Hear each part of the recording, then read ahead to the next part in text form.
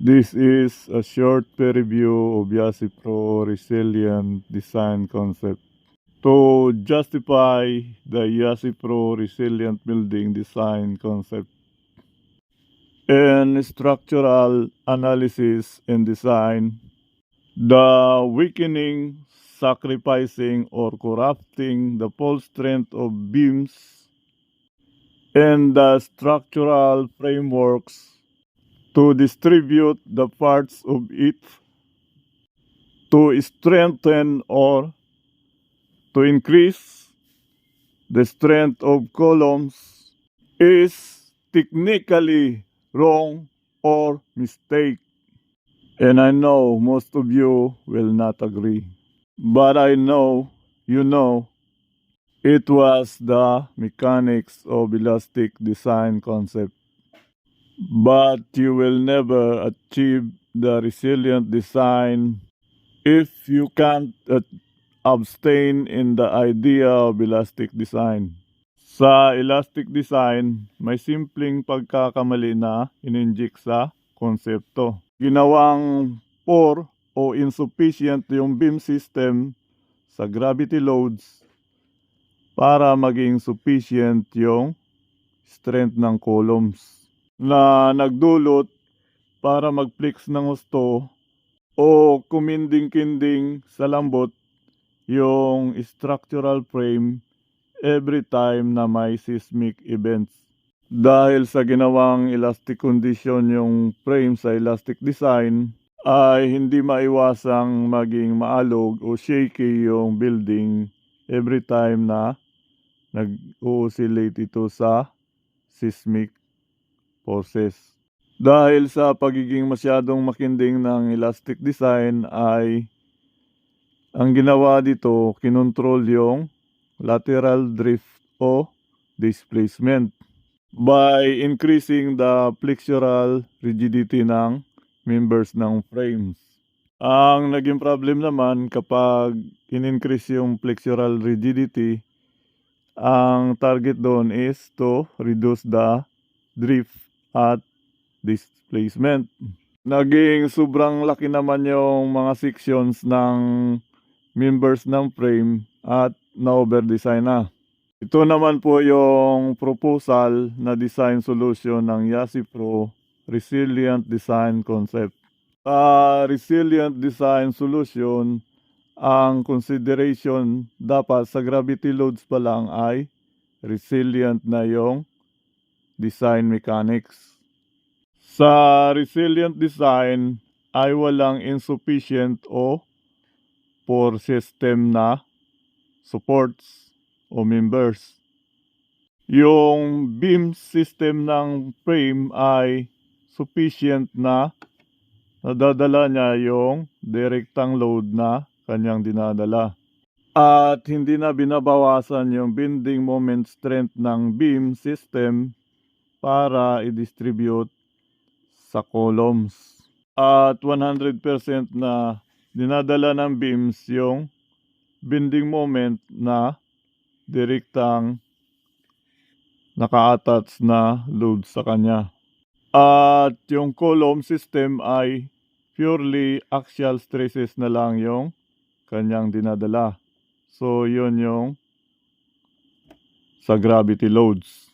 Kaya every time na may seismic events ay hindi nagdi-drift o nagpi-flex yung frame system dahil sa matibay yung supports na horizontal supports. Kundi ang buong response ng buong structural frames ay tilting na lang dahil sa resilient yung buong frame system. At magkakaroon lang ng bending moment sa column system kapag mayroon ng seismic loads. Kaya sufficient lahat ng resistance ng buong structural frames. Dahil ito ay naging resilient condition. Ito po yung difference ng dalawang method, yung elastic at saka yung resilient design concept. Ang elastic frame ay nireduce yung strength ng beams para maging sufficient yung strength ng column. So, dahil sa malambot yung beams, ang tendency nito ay masyadong shaky o maalog. Sa resilient frame naman ay hindi ni-reduce yung strength ng beam system para i-distribute yung ibang part nito sa columns, kundi sufficient yung buong structural frame. Sufficient yung beam system at sufficient yung strength ng columns. Kahit po gawa natin ng scale model, yung dalawang type ng frame ay yung resilient frame ang matatag at hindi masyadong naaalog. Dahil kapag sufficient yung flexural rigidity ng beam system, yung beams ay parang siyang may X-brace effect. Resilient design concept po yung ginagamit ng Yasi Pro. But kapag kinumpare mo yung result ng Yasi Pro sa commercial software, ay maliliit pa rin yung sections ng result ng Yasi Pro sa design. Na-discuss po natin kanina yung response ng elastic frame ay nag-flex at nagdi-drift, lateral drift. At fixed base po yung assumption nito.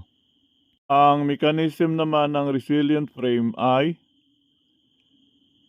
nagtitilt lang po every time na nag-oscillate siya sa seismic vibrations. At ang base po nito ang flexible, na ito ay nag-aalon every time na mayroong seismic vibrations. Kapag located naman yung structure sa hard strata o sa bedrock, yung hard plate naman na pinapatungan ng structure yung umiindayog doon sa alon ng lupa. Kaya nagtitilt lang yung buong structure. Parang nakasakay lang sa icebergs yung structure, at habang hinaampas ng alon yung buong icebergs ay umiindayog yung structure kasama ng pag-indayog ng icebergs. Once na resilient condition yung structural frame, natural response niya na ang mag-tilt. At hindi po natin mapipigilan na mag-tilt yun dahil yung buong ground ang nagpapatilt sa kanya. And there is no way to reduce the maximum angle of tilting. Ang marireduce lang po natin is yung lateral drift o yung lateral displacement. At kapag nireduce natin yung total story drift ng structure, ang limit niyan ay hanggang doon lang sa maximum tilting. Mula po dito hanggang sa maximum tilting po tayo magsisero ng drift. At hindi po sa normal position na wala pa ang seismic event. Kaya po masyadong malalaki yung result ng commercial software na kung ano-anong design software. Dito na po sila sa loob ng angle ng maximum tilting nagkocontrol. Kaya po nagkaroon sila ng malalaking sizes ng mga members ng structure. At yan po yung tunay na sekreto na hindi pa nalalaman ng maraming gumagamit ng commercial software kung bakit sila nagkakaroon ng malalaking sizes ng design member.